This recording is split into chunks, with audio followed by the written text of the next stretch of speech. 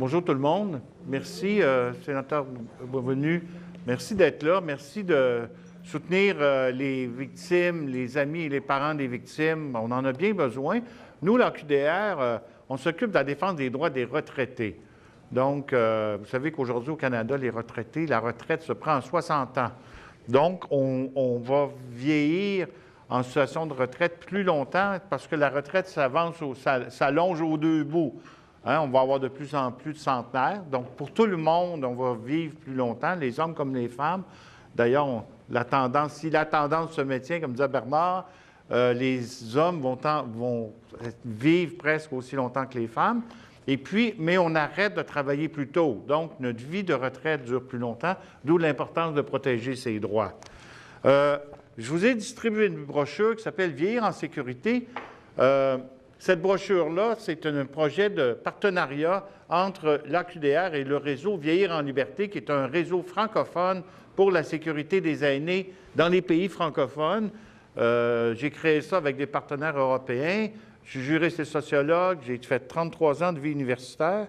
Et puis, à la fin de mes 33 ans, d'autres ont été crucifiés. Moi, j'ai pris ma retraite. J'ai fait 1 an et demi de vraie retraite, puis après, l'AQDR m'a demandé de prendre la direction pour aider à la défense des droits, parce qu'évidemment, j'étais gérontologue, donc je connaissais les dossiers des aînés. On ne pouvait pas trop m'en passer. C'est un peu comme M. Boisvenu, là. Tu sais, quand on parle du droit des victimes, puis tout ça, on ne peut pas y en passer. Bien, moi, c'est en gérontologie, mon domaine. Je voudrais vous entretenir pour dire que, d'abord, la sécurité des aînés, c'est l'affaire de tous. Je trouve ça très sympathique que Parents Secours ait regardé cette question-là, parce que Parents Secours, c'est comme une vigilance citoyenne, hein, des adultes, des parents à l'égard de tous les enfants. On est les parents de tous les enfants. Bien, on pourrait dire que pour les personnes âgées, ont aussi le droit de considérer que les adultes sont aussi des agents de protection à leur endroit. On ne devient pas vulnérable avec la retraite, là. On devient vulnérable en vieillissant. Et je vais vous parler un petit peu de cette caractéristique-là. Les aînés à risque d'être victimes de mauvais traitements sont des gens vulnérables. T'sais? Donc, le processus de protection des personnes, l'AQDR, ce sont des aînés qui défendent les autres aînés.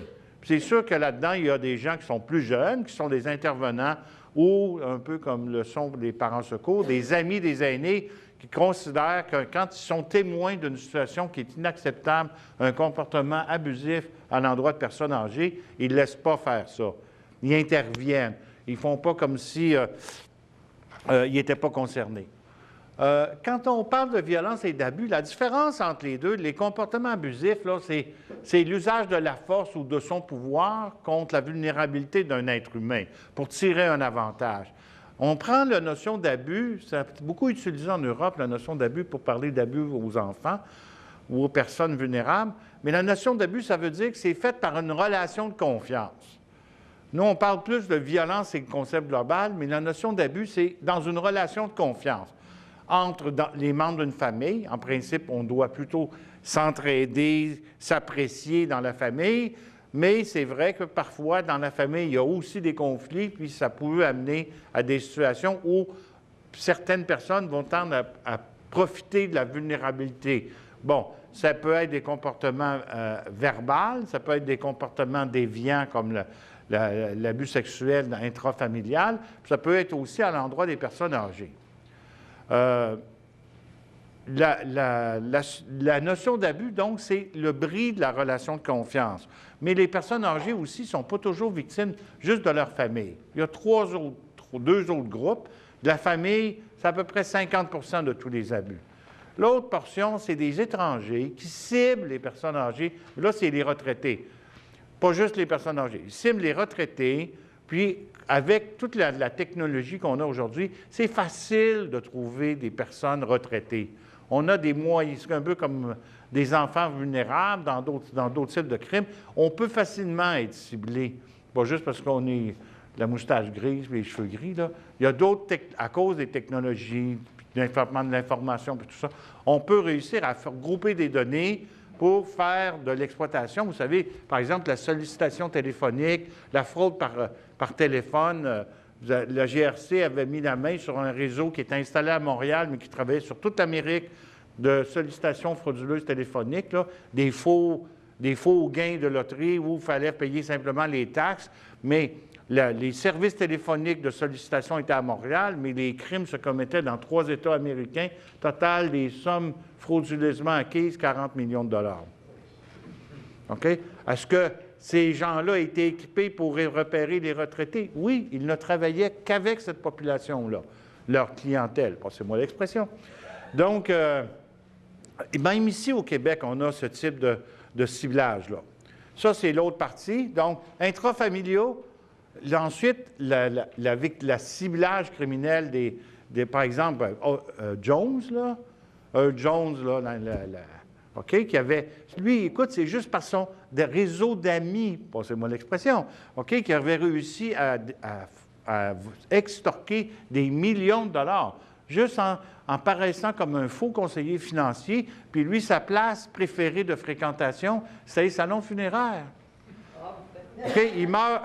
Oui, parce qu'il meurt 55 000 personnes par année au Québec, puis, donc il y a une clientèle, puis il y a 40 000 personnes âgées là-dedans. OK? Fait que si tu fréquentes tous les salons de funéraires de l'ouest de l'île, là, je peux te dire que tu vas commencer à te faire des amis. OK? Et puis, il va leur proposer des aidés pour le placement de l'héritage, puis tout ça. OK? Puis, il était connu dans sa communauté. Donc, le ciblage, il n'est pas juste dans la famille. Il y a le problème de la famille, c'est vrai. Puis là, c'est les tensions autour de l'héritage. Et puis ensuite, on va avoir le ciblage criminel des aînés. Puis le troisième groupe, c'est la violence institutionnelle. Moi, je suis de ceux de plus en plus préoccupés par ça parce qu'elle est cachée. On n'a pas le droit de dire ça. Puis j'ai deux et moi, je suis un peu comme Monsieur le sénateur, j'ose un petit peu me comparer, c'est un peu pas mon modèle. Moi, je suis radical.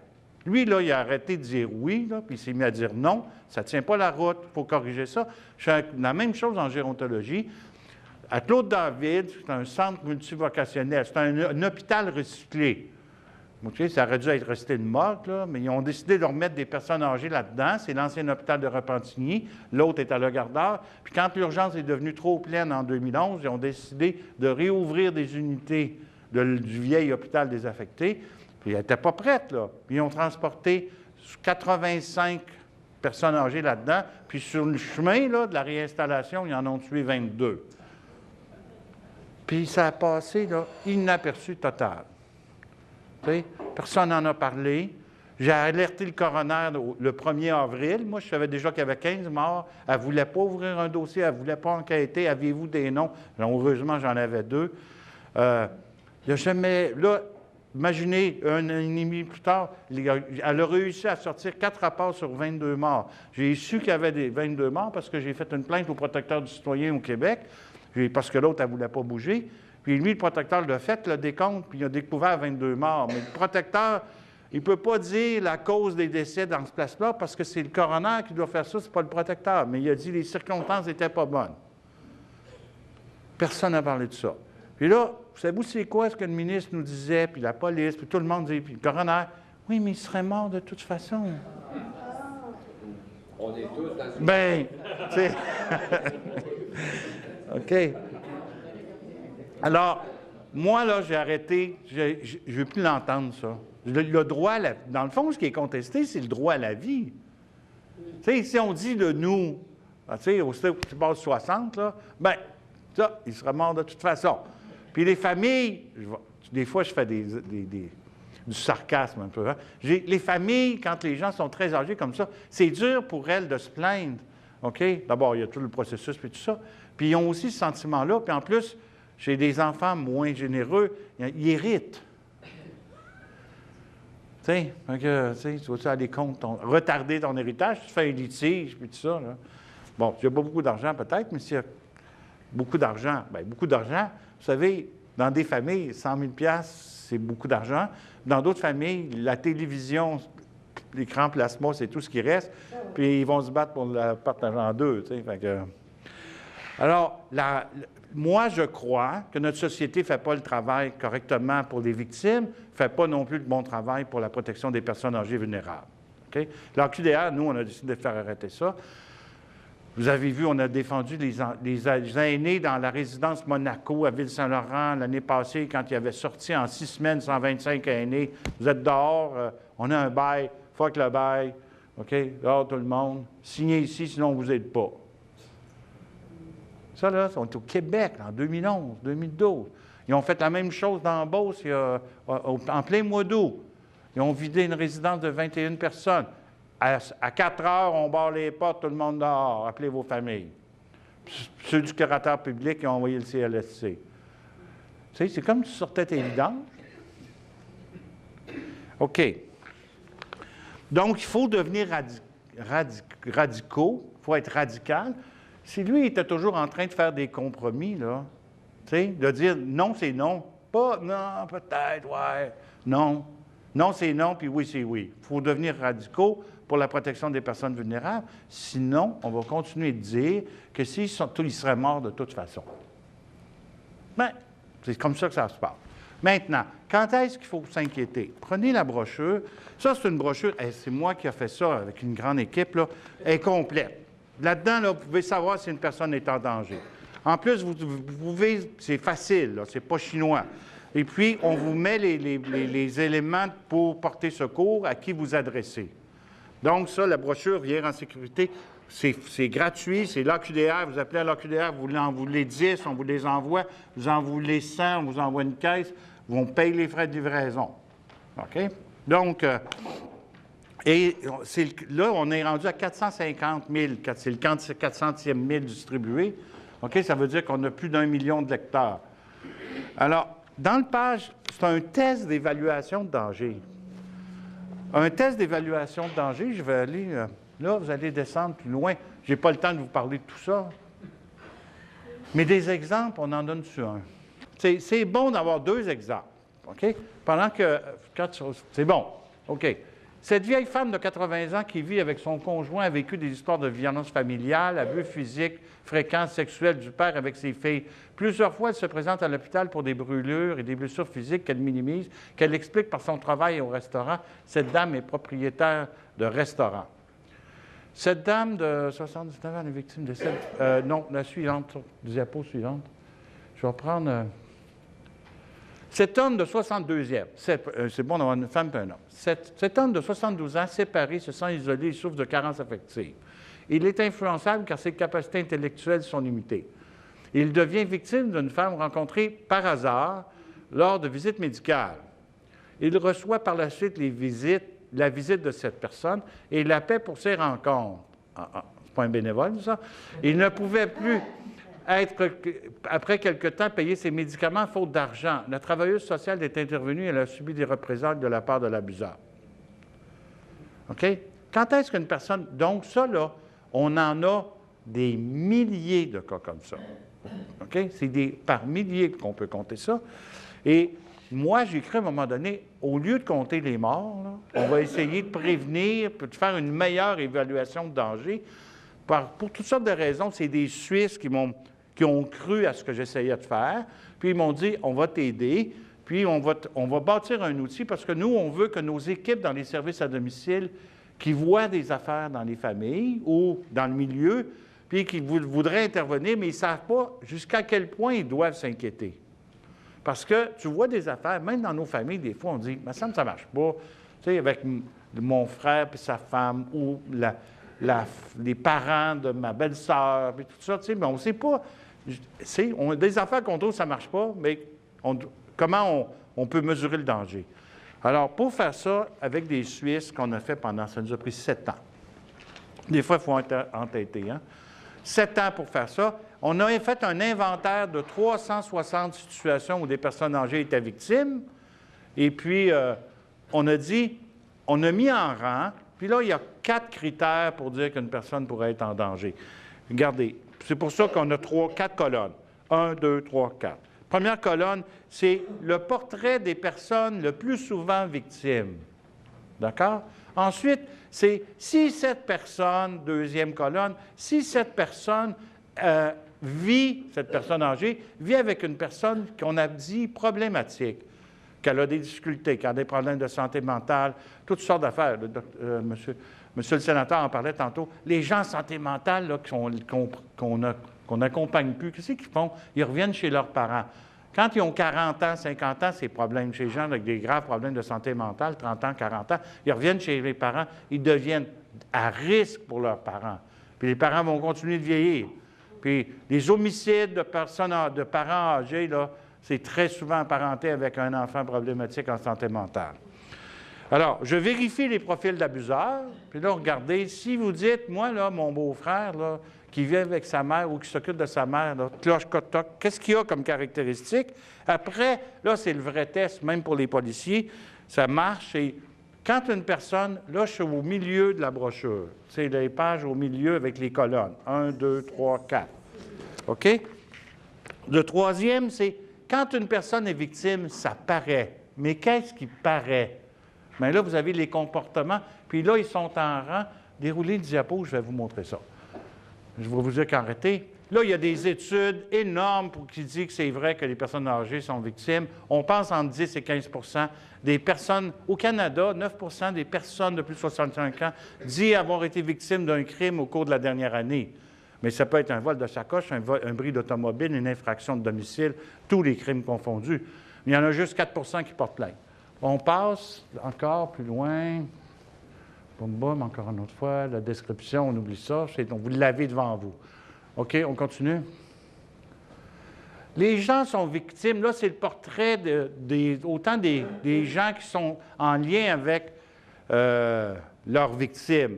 Puis on retrouve ce que je vous disais tout à l'heure, principalement violence intrafamiliale ou des proches, puis l'autre, 30 des étrangers, puis là, après, la violence dans les institutions. On déroule.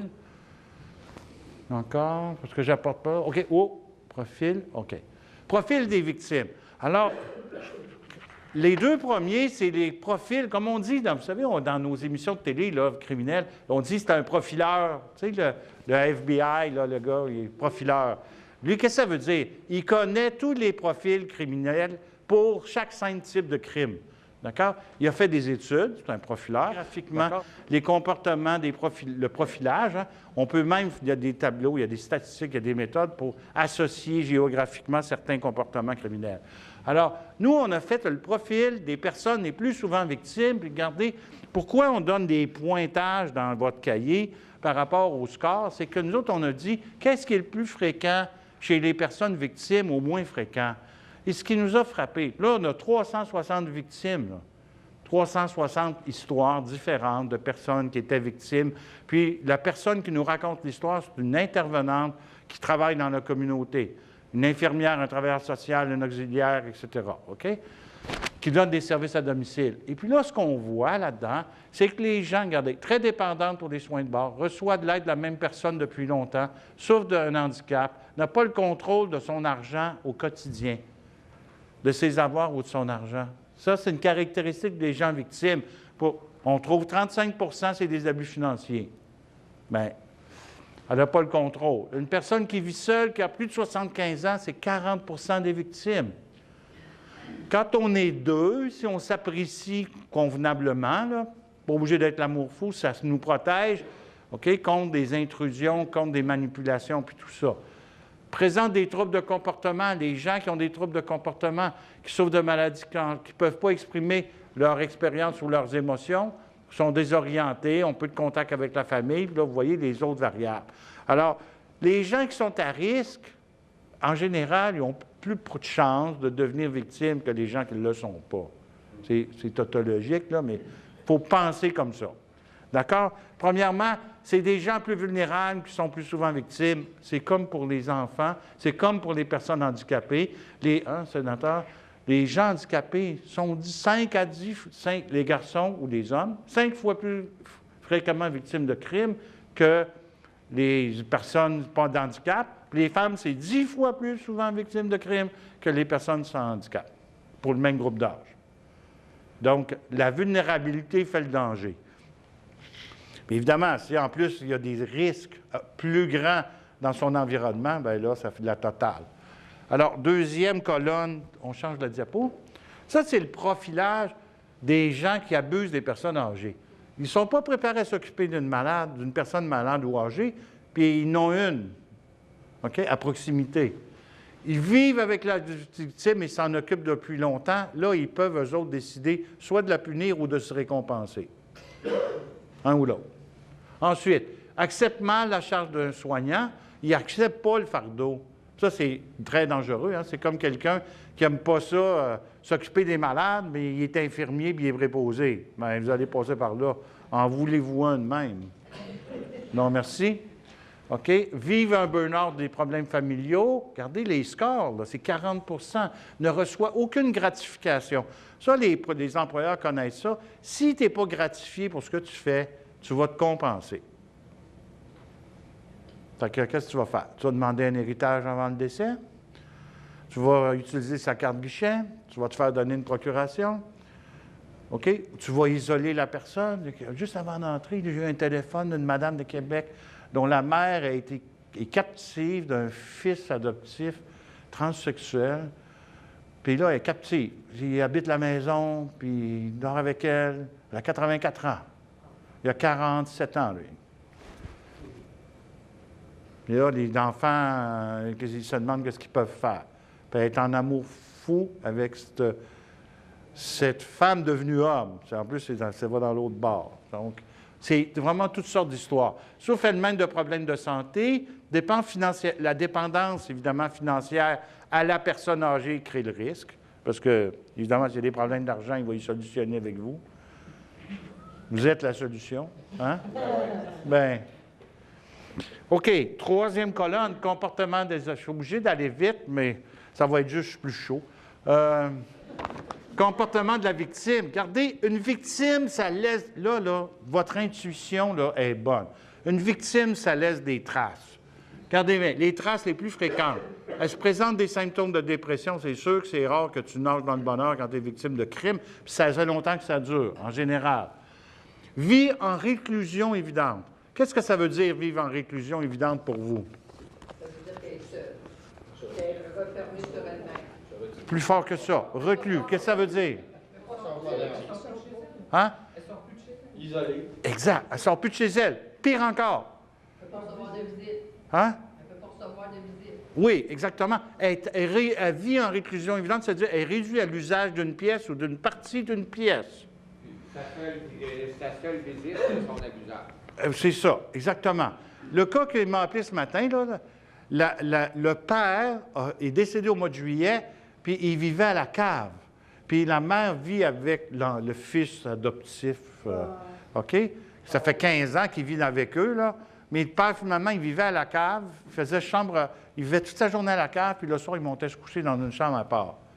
Puis les enfants ont découvert que la mère dormait avec le fils adoptif, finalement, après le décès.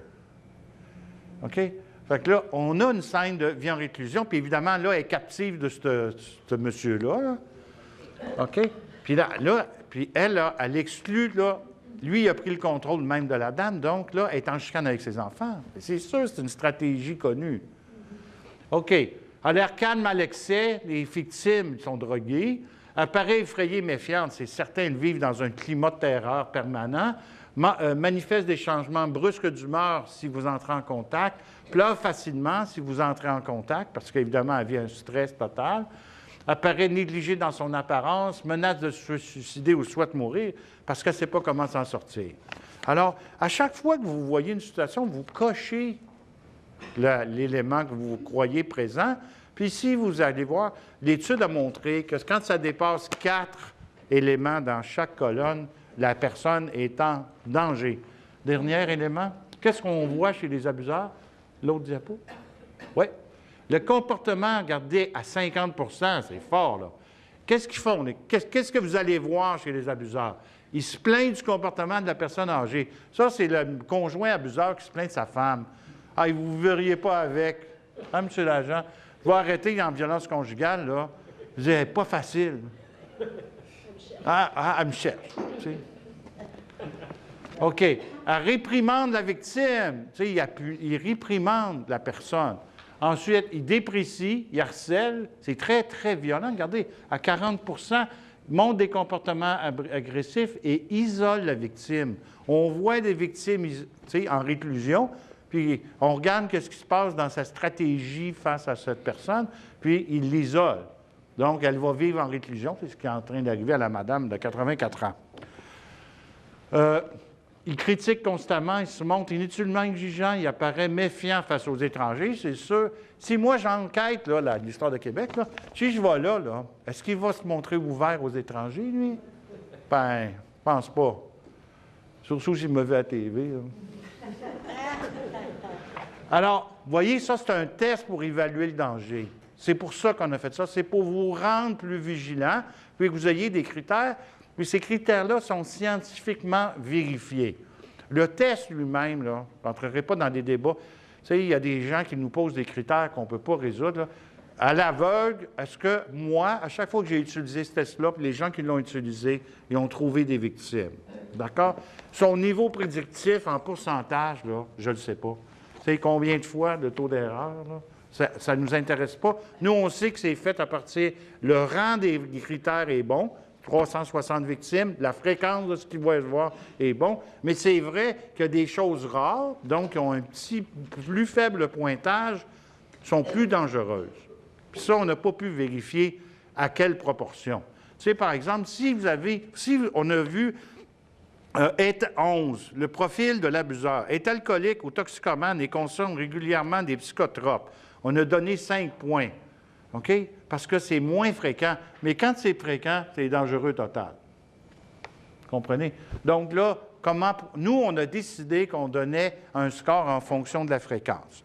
Je termine en vous disant qu'on ne vous abandonne pas dans la catastrophe, vous allez mourir de toute façon. Tu sais, on ne vous fait pas ça, nous autres. On arrête les folies. On vous donne un guide d'interprétation des résultats.